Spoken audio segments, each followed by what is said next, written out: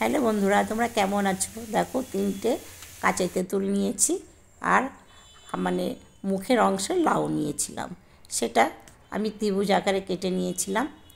আর লাউ 3টে তেঁতুল আগে সেদ্ধ করে নামিয়ে নিয়েছি। তারপরে কড়াইতে জল দিয়ে 1 মগ জল দিয়েছিলাম, দিয়ে লাউটা তুলে দিয়ে সেদ্ধ করে নিলাম।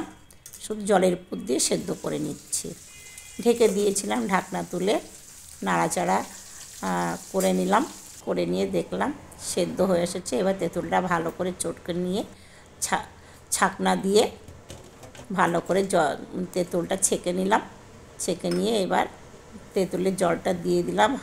1 কাপ চিনি দিলাম। চিনি দিয়ে ভালো করে নাড়াচাড়া করে নিলাম। আমি কিন্তু নুনটা তোমাদের দেখাতে ভুলে গেছি। নুন আমি দিয়েছিলাম 1/2 চামচ।